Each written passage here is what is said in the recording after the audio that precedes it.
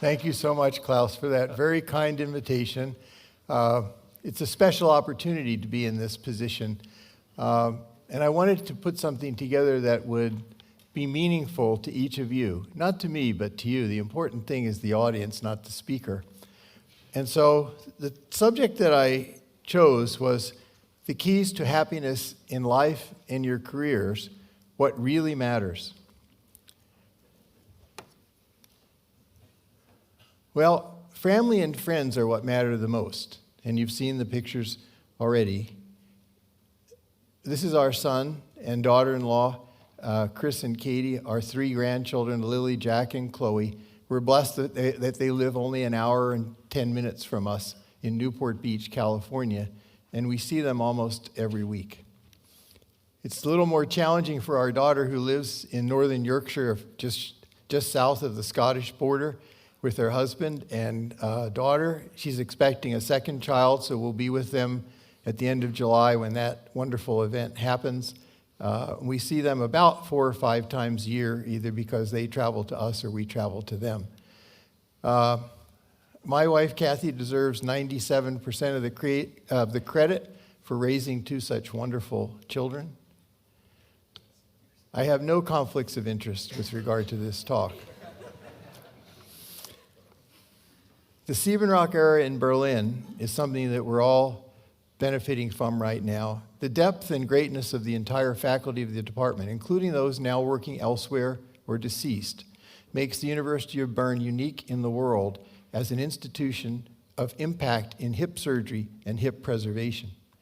As Klaus mentioned, back in 1979, my chairman, Dr. Henry Mencken, and Bill Harris, a mentor and friend, both told me that it was going to be a waste of my time to spend a year in Europe learning osteotomy surgery, since total hips had eliminated the need for osteotomies.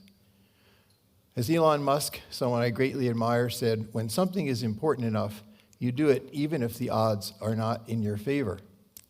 I had the pleasure of spending a considerable amount of time with Renato Bombelli. I'm indebted to him and his assistants, but also had the opportunity to visit multiple centers in Europe, including Bern, Heinz Wagner, and Altdorf, and others.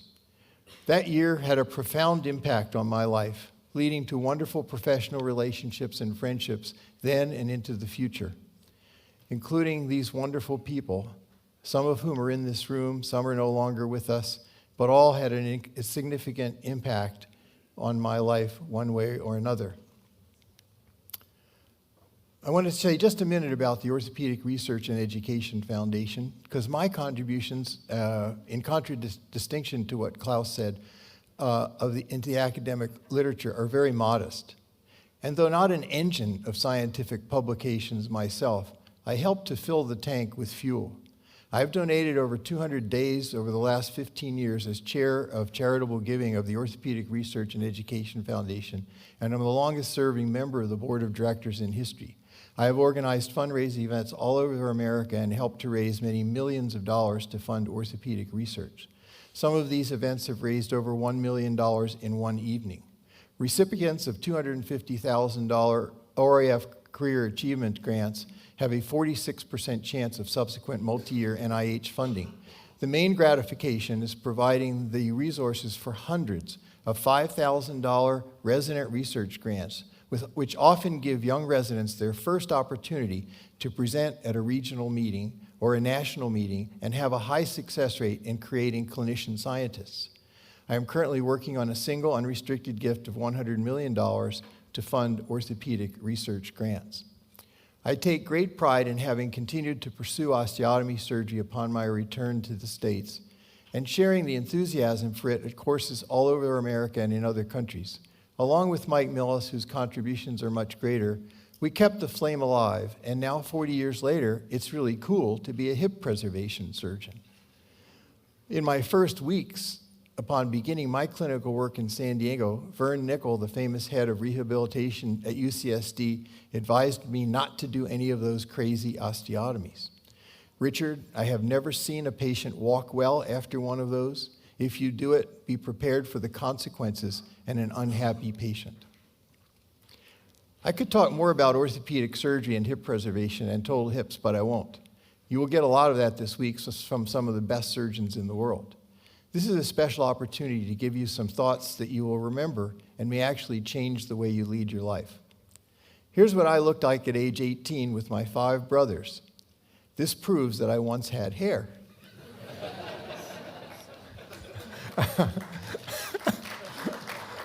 The best decision of my life was this one. In December 27th, 1980, we were married, and nothing else in my personal life or career comes close.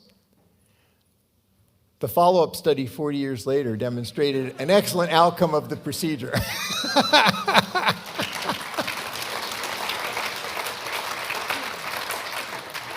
That's quite enough about me. Let's talk about something more interesting. Human happiness.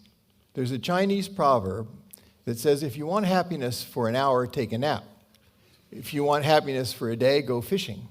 I adhere to that one. If you want happiness for a year, inherit a fortune, because you'll likely blow it after the end of the year. And if you want happiness for life, help someone. Fortunately, we have a career which helps people every day. My personal 4 pillars of happiness in life are these. A happy marriage or significant other relationship is number 1. Good health is number 2. Fulfilling work that you enjoy, work for which you have a passion is number 3. And having a strong religious or ethical foundation is number 4. And there's a scorecard for this. We're familiar with these type of rankings in orthopedics, right? If you have 4 out of 4, you get an excellent rating. If you're 3 out of 4, you get a good rating. If you have 2 out of 4, you're in fair rating. If you have 1 out of 4, you're rated as poor. And if you have 0 out of 4, you're in bad shape. However, this is level 10 evidence. Level 10 is a personal opinion supported by no evidence at all. Are there data, however? The Harvard Human Happiness Study began in the 1930s with 700 and some odd undergraduates at Harvard University who agreed to be followed for their entire lifetime. That study continues today with 1,300 descendants, and multiple generations have now been followed to ascertain the attributes that make people truly happy. The Harvard Adult Development Study has established a strong correlation between deep relationships and well-being. And the question is, how does a person nurture those deep relationships? Right. So, and a quote from this book, we've been able to watch participants fall in and out of relationships, find success and failure at their jobs, become mothers and fathers. It's the longest in-depth longitudinal study of human life ever done. One simple and profound conclusion: good relationships lead to health and happiness. The trick is that these relationships must be nurtured. Nurturing healthy, fulfilling relationships is its own kind of fitness, social fitness. And like physical fitness, it takes work to maintain. We don't always know what we do, why we do things, or why we don't do things. And we may not understand what it is holding us at a distance from the people in our life. Taking some time to look in the mirror can help. Sometimes there are needs inside of us that are looking for a voice, a way to get out. They might be things that we have never seen or articulated to ourselves. One of the most important findings was the impact of loneliness on human health. Loneliness has a physical effect on the body. It can render people more sensitive to pain, suppress their immune system, diminish brain function, and disrupt sleep. For older adults, loneliness is far more dangerous than obesity. A tide of loneliness is flooding through modern societies. The long-term effects of the coronavirus pandemic, which separated us from one another on a massive scale and left many feeling more isolated than ever, are still being studied. The impact on the elderly was profound. We can't rely on easily observed indicators such as whether or not someone lives alone, because loneliness is a subjective experience. What makes one person lonely might have no effect on someone else. One person might have a significant other and too many friends to count and yet feel lonely, while another person might live alone and have a few close contacts and yet feel connected. Loneliness is the difference between the kind of social contact you need and the social contact you actually have. Repeatedly, when the participants in the study reached old age, they would make a point to say that what they treasured most was their relationships. Relationships keep us happier and healthier throughout our lifespans. We neglect our connections with others at our peril. Investing in social fitness is possible each day and each week of our lives. Even small investments today in our relationships with others can create long-term ripples of well-being. One of the most important reasons that we take nearly a week of time and travel thousands of miles to participate in this symposium in person is because we relish our relationships with one another. Renewal, i.e. nurturing of these relationships, is an independent source of pleasure, i.e. happiness, and contributes to physical and social health for each of us. As it got closer and closer to the course, I was filled with excitement to see Klaus and Moritz and Simon and Lorenz and Luigi and Martin and Damien and so many others again. We don't come from San Diego for the weather. This is what it was like back in 2020. It was pretty raw. It's the relationships. Bern is a special place for excellence in hip surgery and special friendships. It's an orthopedic vacation home for me. Number one in the pillars of happiness is a happy marriage. Klaus and Charlotte check that box. Every leader needs a Monica. Everyone on the faculty is so grateful to you, Monica, for all that you do to support us. Klaus, it's hard work keeping two bosses happy with your performance at the same time. So here are some pictures from last year's meeting, this year's meeting, just to emphasize the wonderful relationships that have built up over the years. No need for a caption on this one because I could get in trouble with my boss. This picture from yesterday documents the biggest attendance in the history of the Bern Hip course. So thank you all for coming. From last night, one of the important things about this meeting is the nurturing of future leaders of hip preservation. And here we see Nathan Eardley Harris from Australia and Dr. Brian Barlow from the United States, who are attending this meeting for the first time, but certainly not the last. Here, Mike Millis tried to steal my hat, but I was able to wrestle it from him before the end of the evening. This is Grazia is trying to get me to sign a long-term contract as a media star here in Switzerland, and this was my audition last night. I was very touched by Dr. Yamamoto's presentation because 3 years ago, Kathy and I were guests when I was a visiting professor at the University of Fukuoka, which is where Yuichi Sugioka was professor and chair. I had Yuichi on the faculty of one of my instructional courses in 2004 at the AAOS, and here you see a picture of the two of us together.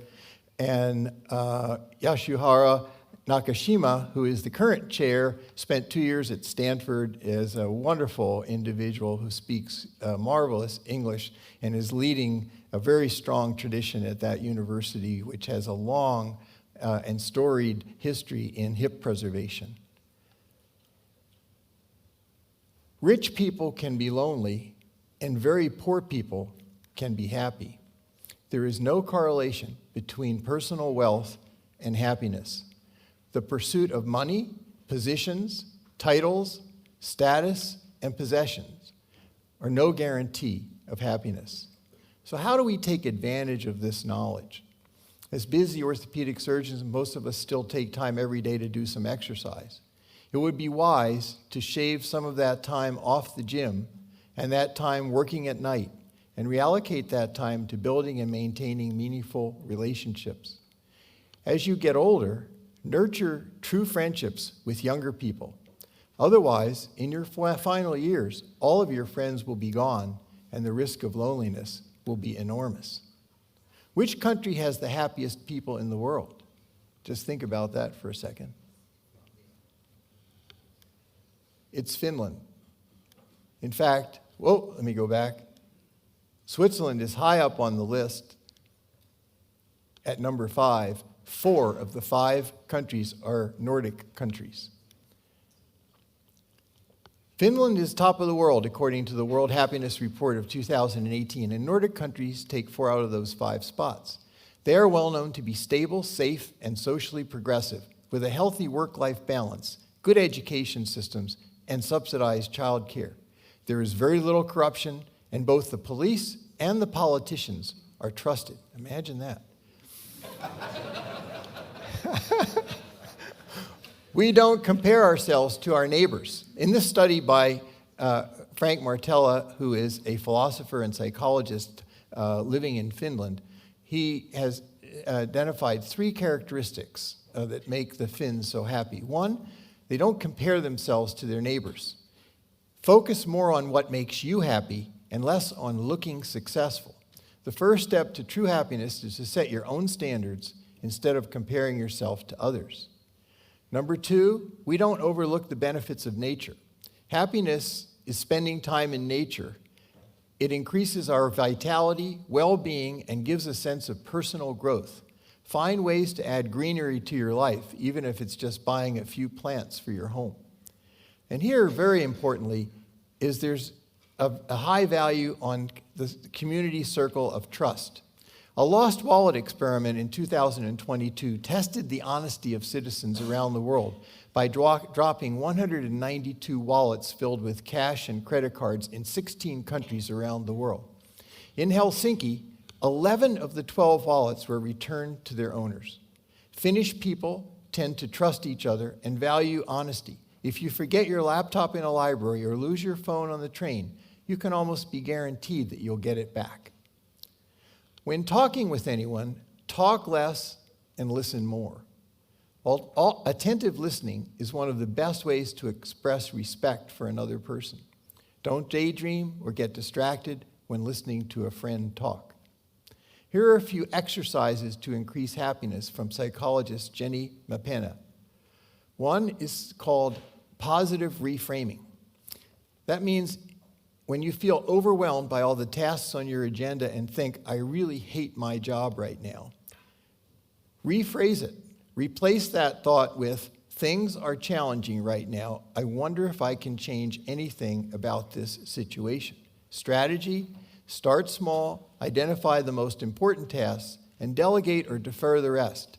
The key is to take a step back and deal with one thing at a time.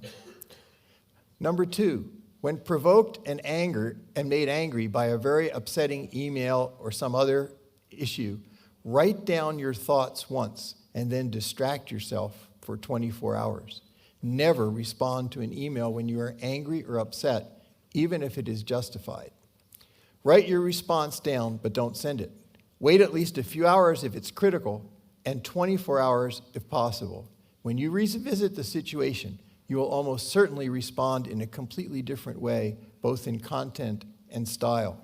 And number 3, practice specific gratitude. Expressing gratitude increases your own happiness. It is important to do it in a way that is genuine and specific for the situation. A sense of humor is a good personality trait. But now I want to talk about something very special. Living in our lifetime is perhaps one of the most impactful human beings in the history of mankind. There is much to admire and learn from this man. SpaceX began in 2002 with $100 million of his own money, having founded PayPal with Peter Thiel and Larry Page, and flipped it 3 years later for hundreds of millions of dollars. He tried initially to buy an ICBM from the Russians for cash in order to put a small payload on Mars, but they wouldn't sell him an ICBM. So he decided to form his own company, and no one would work with him because he had no track record. So he became his own chief designer and engineer and was nearly out of money after the first 3 launches, but the 4th was a success. Outside investors followed. In achieving the goals for your career, which philosophy would you choose? Number one, failure is not an option. Number two, failure is necessary. Think about that for a second. In 2 sentences, Elon Musk explains why the key to success is failure. Failure is an option here, he said before the first launch. If things are not failing, you are not innovating. This is the first launch of the SpaceX program, which disintegrated 33 seconds, and there you see the disintegration from an onboard camera. The failure was caused by a rusty nut. Here's the third launch, with a spectacular failure with rotating pieces after detachment and destruction of the vehicle, which was carrying NASA, the first payload for NASA, all lost. This third failure almost killed the company. It was saved just a day after the crash by billionaire Peter Thiel, a co-founder of PayPal with Elon Musk, and a friend who became the company's first outside investor. And this harkens back to the value of relationships. In 2015, a SpaceX rocket vaporized shortly after launch. It was June 28th, the birthday of Elon Musk. On board were 2 payloads for NASA destined for the International Space Station. SpaceX would safely return a vertical rocket to the ground, one of the company's key goals, but not before repeated failures like this one. Here's an explosion of a rocket ready to launch on the launch pad before launch. Lesser men would have given up their vision. Another quote from Musk: "If things are not failing, you're not innovating enough. If failure is an option, no matter what, you should be fearless in your pursuits. Go after what you want, no matter how huge or unheard of the idea is. And if that doesn't work, pivot and try again." Well, here's the first successful launch of the Starship that is going to carry 100 people to Mars within the next few years. This rocket took off and returned, landing itself on the ground. It is capable of being fully refueled and sent back into space in 60 minutes.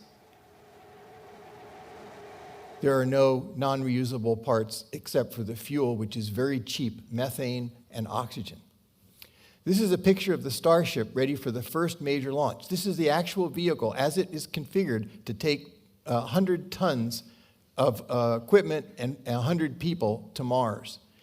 This is the first launch, which was scheduled for August 17th, but took place yesterday. This was the launch, and it was a successful launch. However, 3 minutes into the flight, it exploded. I don't know, I haven't seen the press reports, but I can tell you right now, Elon Musk is not upset about this. He's ecstatic because it was a successful launch, and they'll figure out a way to get this from tumbling and exploding next time around.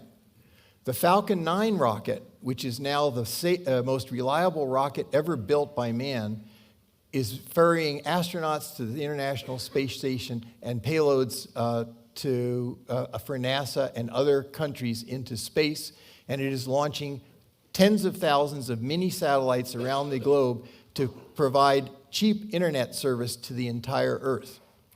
Musk's company has quadrupled in value in the past 3 years and is now worth $137 billion, and is one of the few companies that actually made money in 2022. Musk is the second richest person in the world with a personal wealth of $191 billion. What about SpaceX specifications? It's made of non-corrosive stainless steel. It has 33 Raptor engines on the booster, fully reusable. 6 engines on the spaceship, fully reusable. Inexpensive methane and oxygen. Everything except the fuel is reusable. After landing, turnaround time is 1 hour for launch. Passenger capacity, 100 for interplanetary travel and 1,000 for intercontinental Earth travel. You may not have been aware of that. Pay attention to that line right there. He's also doing something spectacular. He's on the verge of perfecting a technique to capture all the carbon expended during the fuel launch and reconvert that into methane and oxygen with the goal of net zero carbon emissions. And this technology will then be licensed to the world for uses everywhere. Starship will bring disruptive change to intercontinental travel with the capacity to carry 1,000 passengers at a time with a speed of 19,000 miles an hour and a cost of a premium economy ticket. There will be no restrooms and no services. London to Hong Kong will be 34 minutes, New York to Los Angeles, 25 minutes, London to York, 29 minutes, and this service will be in commercial service before the end of this decade. SpaceX is inspiring because of its failures, including yesterday, as much as its successes. There are very few Elon Musks. Some people say nothing is impossible, but I do nothing every day. What does this have to do with orthopedics? Who had the courage to persevere in his vision despite failure after failure? John Charnley. Most individuals would have given up after 200 failed Teflon and other material failures in the first attempt at a reliable total hip replacement. He endured the failures and learned from them and is justly credited with pioneering the age of total hip arthroplasty. I'm old enough that I knew John Charnley, and it was a pleasure for me to have that opportunity before he passed. The standard of care in the late 1950s was the Smith-Peterson Massachusetts General cup arthroplasty with a very satisfied rate of 4%. The satisfaction rate with total hips is 95%, and that was a disruptive change. Charnley accepted failures and persevered. As surgeons, we expect perfection from ourselves. That is not possible. Accepting failure as an inevitable fact of life, and when it occurs, as an opportunity to become even better in the future, is a healthier reaction than dejection and depression. Let me share an insight with you from my friend Erwin Morscher, past president of both Swiss and German orthopedic societies. He was a great competitive skier, a respected hip and spine surgeon. The summer after his retirement, he and his wife Ruth came to visit us in San Diego, and we took a long walk on the beach.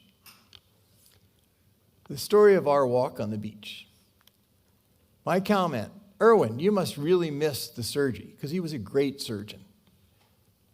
His response, he put his arm around me and said, Richard, you will not appreciate the burden that you carry to bed every night until you stop operating. Now I know what it's like to sleep well at night. Before, I would wake up in the middle of the night worried that I had forgotten to do everything necessary for my cases in the morning, or worried that I had not done the case the day before as well as I had intended. Historian Thomas Carlyle famously said, no pressure, no diamonds. When we think about feeling pressured, the immediate connotation is usually a negative one. Nonetheless, it can be helpful in all facets of life, especially regarding your career journey. Pressure will help you achieve your goals when you know how to handle it in a healthy way that doesn't detract from your overall well-being. We work under pressure, but this can be good.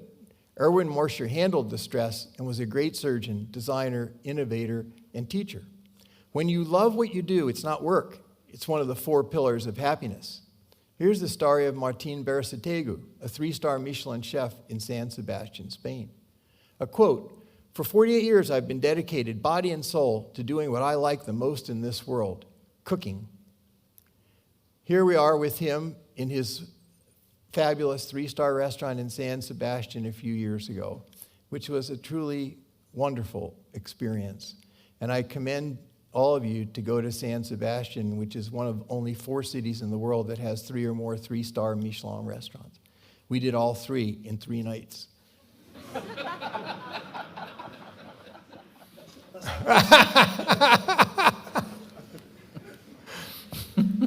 I want to go back right now when I see these pictures. So That's a challenge. He's a teamwork enthusiast. You can see the joy on the face of his coworkers. He's not a tyrant. Everyone loves working with him. He has meaningful relationships with his workers and with his wife, who is his partner in the restaurant. When work is fun, it's not work. It's how you enjoy life as you go through it. Last year, having fished 1 week a year each June with the same 6 friends for 26 years, I won the biggest fish contest and with a 23.5-inch Native American cutthroat. These are life's special friends and special times, and these relationships matter. By the way, one of my fishing buddies is 90 years old, and he invented the color processor chip for Bill Gates at the beginning of the personal computer era and became very rich. Taking a week off to fly to San Sebastian and dine at 3-star restaurants, Martin Bersategu, Arzak, and Akalar, and a week every year fly fishing is part of work-life balance. It's how you enjoy your life as you go through it. Another lesson in philosophy is Lou Bennett, the legendary orthopedic salesman and investor, who is the founder of Howmet, which became Howmedica and then was acquired by Stryker, and Sophomore Danik, which became acquired by Medtronic, and Lou got wealthier and wealthier with each one of those transactions. He considered optimism to be the most important trait of a successful executive, and he would only hire optimists. He had a special technique for interviewing people to ferret out optimists from pessimists. He considered a pessimist to be like a cancer cell that would spread throughout his company. He had a disdain for pessimists, and this is a famous quote from Lou Bennett: "A pessimist is someone who would be invited to an orgy and complain about the cheese dip."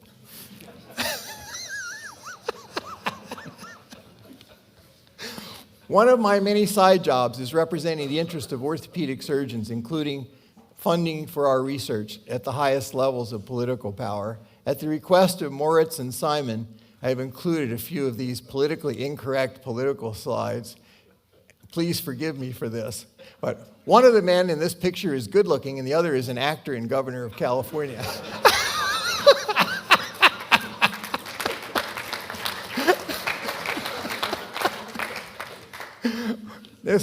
These are two orthopedic surgeons, John Barrasso on the left and Tom Price on the right.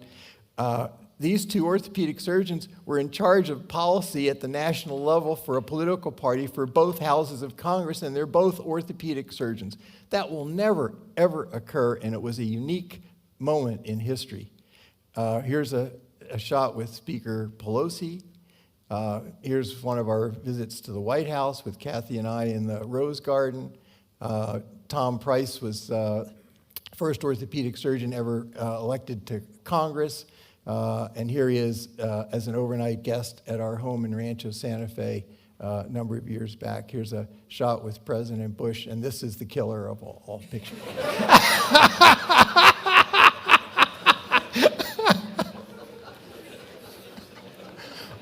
Please, final thoughts. Enjoy your life as you go through it, and don't put things off until retirement. It may never come. A sense of humor is essential. Acquire younger friends as you get older, or you won't have any at the end. Don't be afraid to fail. Helping others, including our patients, brings joy to life. Now, the finale. Simon, can AI help me with this research on happiness? And why did I spend 100 hours thinking, researching, and writing this presentation when AI could have done it for me in 1 second? I posed a simple request to OpenAI this morning. What are the keys to happiness in career and life? What really matters? The topic of happiness in career and life is a complex one, and there are various perspectives to be considered in this debate. Let us explore some of the important factors. On one side of the debate, some people might argue that happiness in career and life is dependent on financial success. In this perspective, On the other side of the debate, in the third paragraph, some people might argue that happiness is more about finding meaning and purpose in one's career and life than just financial success. In this perspective, individuals who are passionate about their work and feel fulfilled by positive contributions to society and personal growth experience more happiness. And it goes on to say relationships are critical to human happiness. And I could have done that in 1 second instead of all the background work I did. Anyway, it goes on and on. It took 1 second for this to be done this morning. Additional final thoughts. That's a repeat. Surround yourself with optimists. Social fitness is as important as physical fitness. It's not your academic title or your wealth or your material possessions. Building and maintaining meaningful relationships are the keys to happiness. If you are not happy, look in the mirror and make changes. If you were smart enough to become an orthopedic surgeon, you are smart enough to do anything. May your journey through life be a successful and enjoyable one for you, your family, and your friends. Thank you very much.